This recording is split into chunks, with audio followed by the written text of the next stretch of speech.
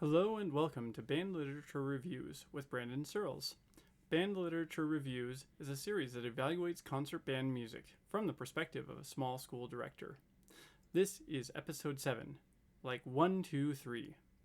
In today's show, I will discuss 3 pieces of concert band literature: Linden, Our Kingsland Spring, and Canto. I hope you enjoy the discussion today. Hello and welcome again, everybody. Thank you for joining me for this episode. First off, I hope that all of you are having a great rest of your school year. Those of you that are still going, my school year is wrapping up pretty well. It's the calm before the storm. It's the beginning of the end, as it were, for me. So we're wrapping up, we're getting ready for our final concerts, and we're just ready for summer at this point, myself and my students as well. Our first piece is Linden by Vaughan Williams, arranged by Douglas Wagner. I hope you guys enjoy. Let's take a listen.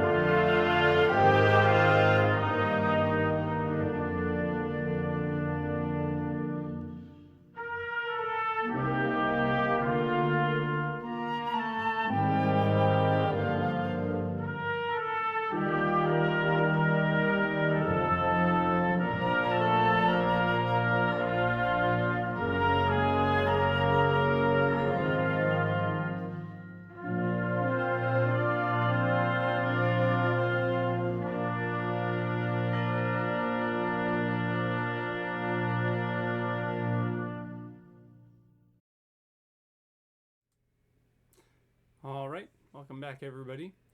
Once again, that was Linden by Vaughan Williams, arranged by Douglas Wagner. The key signature is B-flat major. The genre style is lyrical or folk. It's considered a grade level 1 piece. It is 2 minutes 15 seconds long and 47 measures. The publisher is Bellwin Incorporated. It was published in the year 2013. The tempos present are 66 beats per minute and 60 beats per minute. Now, talking about the composer, a very famous English composer named Vaughan Williams. He was born in 1872, died in 1958, and this next fact I actually didn't know before this. He studied with Maurice Ravel. He wrote a lot of folk music for younger bands. He did do some operas, but most of those are not recognized as standard literature, so to speak. His most well-known pieces were Fantasia on a Theme by Thomas Tallis and The Lark Ascending. Moving on to the grade level of this piece, I would say it's definitely accurate, which is definitely saying something with regards to lyrical pieces. As we all know, we've taken a look at some of these lyrical pieces and said, yeah, we can definitely do this. Grade 1.5, totally fine. And then we get in there and our students are really confused by it. So to find a true grade level 1 lyrical piece like this is really hard to do, and I think it's actually really true to that number, unlike many others that we've tried. Instrumentation, there is one part per instrument. The oboe doubles the flute and sometimes the clarinet, so the oboe is not a highly necessary instrument, but always nice to have, of course.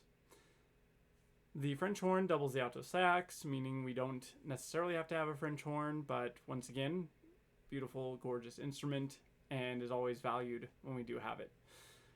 You can have up to 5 percussionists. The timpani is an optional part. And there's chimes that are called for in the mallet percussion part. So we need to make sure that we have a chimes set for this. Moving on to the ranges and challenges. The clarinet part does not cross the break. The trumpets go up to the middle of the staff C. There are some suspensions in this piece of music that could be slightly challenging because of the motion in the parts when not a lot of other people have that same motion. Sometimes confidence can end up being an issue. There are also some staccato articulations while the woodwinds are playing legato, and it can be kind of hard to do that, especially with a younger group, because a lot of times they will just copy each other's style without even realizing it. So you might end up having the brass playing more legato than you would like, and the woodwinds maybe playing more staccato than they should be doing as well. There's a little bit of rubato in here between the tempo changes and the dynamics, but nothing unmanageable. The horn part goes up to a C in the staff, which is okay, but probably a little challenging for a horn player of this experience level especially. Moving on to rhythms and percussion. There's a decent amount of 8th notes in the winds. There are a few ties present. There are some 16th notes in the percussion. And on that note, there's this really cool function that composers put into their music that kind of start to help with the cohesion between the percussionists and making it seem like it's one unit as opposed to a bunch of different players. What I'm referring to is the fact that there are these quarter note in the bass drum patterns with 16ths in the snare drum part on the end of that beat that create this like clockwork effect if done correctly. And it's a great opportunity to teach that to your percussionists. That being said, my overall recommendation for this piece is yes, definitely do it. Unless, of course, your band is more on the advanced side, because I could definitely see some high school players in groups getting really bored with this because it's too easy. Weigh that carefully, but overall, if your group is on the younger side, this would be a very viable piece to try with your relatively young group. That being said, the keys to success, you're going to need to have 3 to 5 percussionists. You need to have horn or horn players that can hit a C in the staff, and you need to have students that are able to watch and follow dynamics and tempo changes. That's everything I have for Linden Lay by Vaughan Williams. Let's go ahead and move on to our next piece, which is Our Kingsland Spring by Samuel Hazo.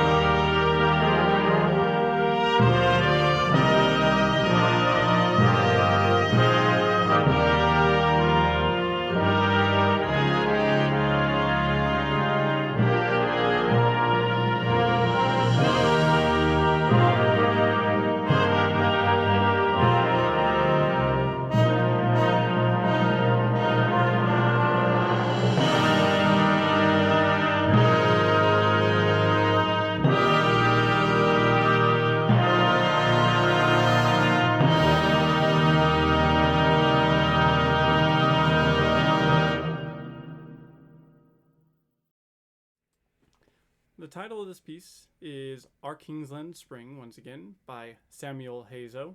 The key signature is E flat major. It's considered a folk or lyrical song. It is grade level 2.5.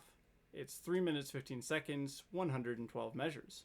The publisher is Hal Leonard Corporation in the year 2005. The tempos present are 130 beats per minute and 65 beats per minute. Moving on to the composer. Samuel Hazo is an American composer who has taught all grade levels, which is something near and dear to my heart, of course, being a small school teacher. Granted, it's probably not all at the same time like I'm doing, and some of you out there maybe are doing, but even still, the fact that a person who is in such an influential position as a composer in this case, that has done it all, so to speak, is definitely noteworthy in my mind. He has done some other compositions and is known for doing commissions. Two of the commissions that are quite notable of his are the ones that he did for the Sandy Hook and Virginia Tech shootings. He named them respectively Glorificare and Bridges. Moving on to the grade level, I would say it's fairly accurate, but it could be a little bit harder for some instruments than others. Instrumentation-wise, there are 2 clarinet parts, 2 trumpet parts, 2 flute parts, and 1 of basically everything else. It necessitates 4 percussionists, roughly, and it also calls for a vibraphone, which is kind of hard to replace. The oboe part is doubled by the flute most of the time. However, there is that one entrance right at the beginning where it plays in unison with the flute to add a little bit of texture and character, but I suppose you could go without it if you needed to. But once again, we all really wish for having oboes in our band because they sound gorgeous. If you don't have an oboe, probably not the biggest deal in the world, but might be noticeable. The horn part is pretty independent, so the French horn is definitely a necessary instrument in your ensemble to be able to play this. You do also need to have a baritone or euphonium. There's this important 16th note figure in the double time section that would be quite challenging for a trombone player to do. It's definitely possible, but would require a much higher skill level trombone player to be able to pull that off. The baritone or euphonium is definitely something to consider having. Now, another note about this piece is that there's a flex arrangement for it available as well.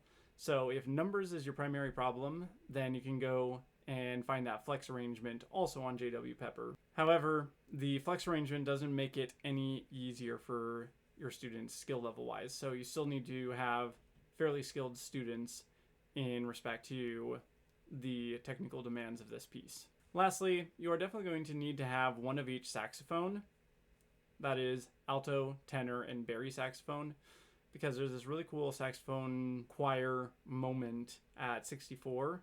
It's not cued in any other parts, which makes things a lot harder if you don't have all your saxophones. It won't sound as full as it should because of that.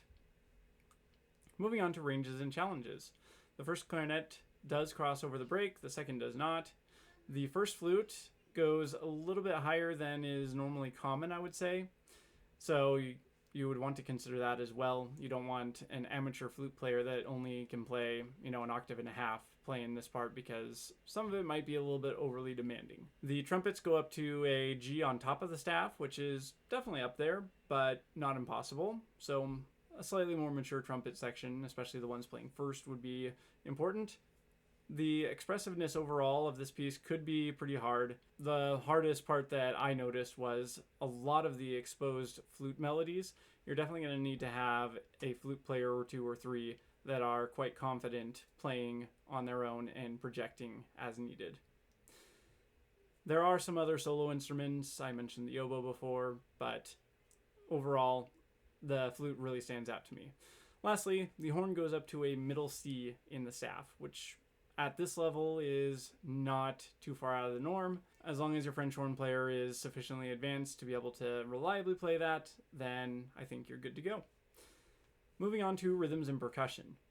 There are some 16th notes in this. It's kind of limited, but they're very, very important. And I'm sure you noticed them in the halftime feel parts. As I mentioned before, that's in the euphonium baritone part, especially. The horns have it, the saxophones have it. It's definitely not something to be glossed over. There are also some dotted 8th, 16th notes, and I know that that can be a challenge for younger middle school groups. The percussion parts are overall pretty easy with one exception, which is the vibraphone, which I will show the vibraphone part above my head here in just a moment. But being able to do the alternating 3/4 time and 6/8 time feel, especially at the beginning, even though it's not in 6/8 time, it doesn't show the alternating measures, the feel is in 3/4 and then 6/8 with 3/4 notes and the dotted quarter notes in the next measure. So being able to nail that, it seems kind of simple, but it might play with some of your percussionists' heads a little bit if they're less experienced with stuff like that.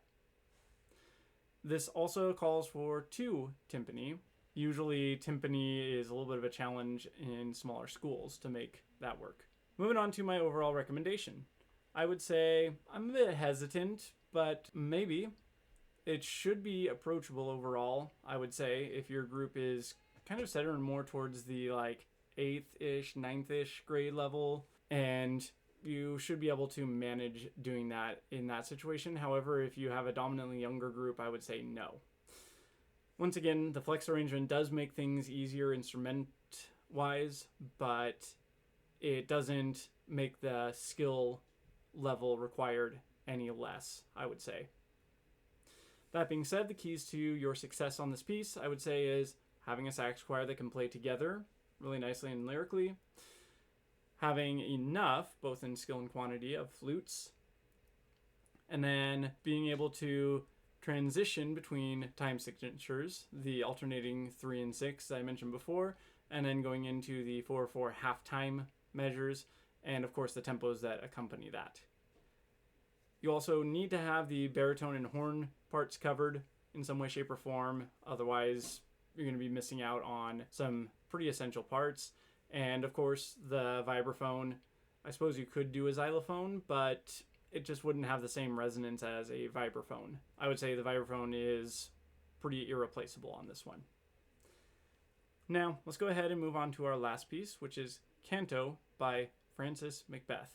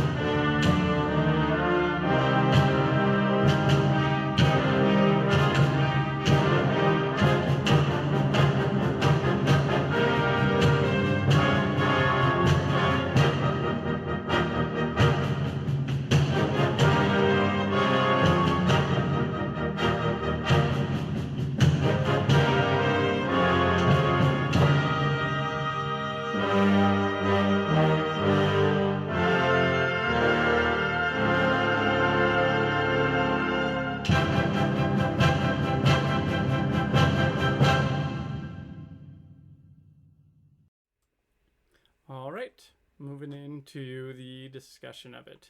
Once again, this was Canto by Francis McBeth. It's arranged by Clarence E. Barber. The key signature is kind of a rare one, which is none. There's no notated key signature on this one. The genre style is fanfare or esoteric. It's a grade level 3, 3 minutes 45 seconds long, 104 measures. The publisher is Southern Music Company in originally the year 1977, and this flex arrangement was released in 2022. Tempos present in it are 132 beats per minute and 92 beats per minute. Now, to talk about the composer, Francis McBeth is once again your typical American composer that was active for a number of decades up until recently. He passed away in 2012, which is a little bit of time ago, but he was a very prolific composer that did a lot of esoteric stuff like this. A lot of his stuff is pretty frequently programmed even still today. Most notably of his other works are Chant and Jubilo and Estampie. Moving on to the grade level. This grade level is a little bit hard, I would say. I think it should be a little bit higher overall. My support of that would be mainly how many common unison figures there are, where the brass are in unison or at least in octaves. And then, of course, the clapping parts that are present in every single part. Moving on to instrumentation. This is a flex arrangement, which makes things different. It's a 5-part flex, which is soprano, soprano, alto, tenor, bass, voices. Kind of like corresponding to choir, but the band version of that. There are 5 percussionists needed to play this fully over about 3 or 4 percussion parts, which means that we would need about 15 total wind players, and then, like I said, the 5 percussionists. So you're looking at least having a band of around 20 to be able to pull this off, even with a flex arrangement. Now, moving on to talk about a note about flex bands and their instrumentation. In my experience, with each added voice, it makes it that much harder. So this particular piece has 5 different voices, like I mentioned before. The typical seems to be 4 different voices, and I've had my fair share of experiences. The 4-part ones are pretty straightforward and easier, but doing 5 or 6 or even 7-part ones makes it really stretched kind of thin. Lastly, another note here is that a lot of the recording shows a very dominant brass texture. Even though it is flex and you can do it with whatever combination of group, it seems to beg the question of, should I have a pretty strong brass section? Yeah, you're probably going to want to have a higher number of brass than woodwinds if you're going to take this on, even with the flex arrangement, I would say. Moving on to ranges and challenges. This one does not have the typical challenges. For example, the clarinets don't have to cross the break because they could play any of the upper 3 voices, for example. However, if you're putting a challenge rating 3 piece in front of your clarinets, you're probably already having them play above the break anyway, so it's kind of a moot point. But if you have the 1 or 2 that really struggle with getting over the break, there is an out for them to play, say, the lower alto part and still be able to do a good job without having to go across the break and making things a little bit easier for them. The next thing is the highest notated trumpet part is up to an A above the staff, which is definitely up there, but not the end of the world. If you have a confident trumpet player, you can put him on that top of the 5 parts, and I'm sure he or she will really enjoy doing that. And then, of course, the other challenge is that there's no notated key signature, which makes it more esoteric. There are some quartal harmonies in there, there's some minor harmonies in there, and it seems like most of it dwells on these minor harmonies and intervals. That can be hard for some people's groups because of how not Western sounding that is. And let's be honest, we're trained to hear and expect Western harmonies and stuff like that. So this might be a good departure from that tradition, but a challenge nonetheless in the same way. Moving on to rhythms and percussion. There's the obvious thing here of the clapping parts. Every single part claps these interesting offbeat eighth note rhythms at some point in the piece, which you'll see appear above my head here as I'm talking about this. It's notated on the snare drum part, and it goes through the percussion as well. It's just, at first it's pretty easy with just accents on the downbeats, and then it moves to accents on the end of 3, and all accented. There's a great variety of this. What's also kind of fun and interesting is Francis McBeth puts the same rhythmic figures with the same accents into a lot of the brass parts, and I mean also the woodwinds as well. But once again, that dominant brass texture means that they're going to need to be able to not only clap those particular rhythms with the offbeat accents, but they'll also have to be able to play it confidently. Besides that, there's nothing too crazy in the percussion part. It's pretty straightforward and should be quite manageable for your percussionists. It's definitely not boring, but it is manageable at the same time. That being said, my overall recommendation would be a hesitant yes, provided, of course, you have the numbers, even with considering a flex band, and, of course, the sufficient skill level to be able to do some of the rhythms and some of the range challenges that are present. That being said, my keys to success are, number 1, you need to have a pretty rhythmically literate band. Once again, those clapping parts and then the equivalent playing parts in the same accent pattern are going to be definitely a challenge for your group.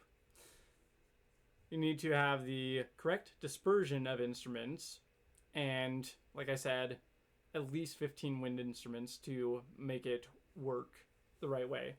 And your band might need to be a little bit top heavy to cover both of those soprano parts, because otherwise you might be asking some of your traditionally lower part playing people to be playing something out of their comfort zone potentially.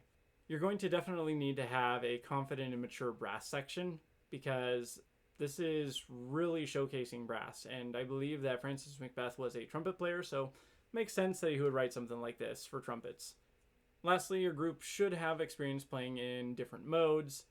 Like I said before, there are some quartal harmonies, some minor tonalities, and other things like that. This definitely wouldn't be the best one to expose them to that with, so I would recommend having a little more experience with that type of playing first before you take this on. That's all I have for Canto. Thank you for listening, and you can find my ending info in the following credits. Thanks again for listening, everybody. You can contact me with any questions or suggestions you have. First off, by commenting below in the comment section. You can also email me at bandlitreviews@gmail.com. I hope you guys enjoyed the episode. I'm looking forward to seeing you guys on the screen again next time when I release my episode 8. In the meantime, have a great rest of your school year. Enjoy the start of your summers. And I will see you all in the next video.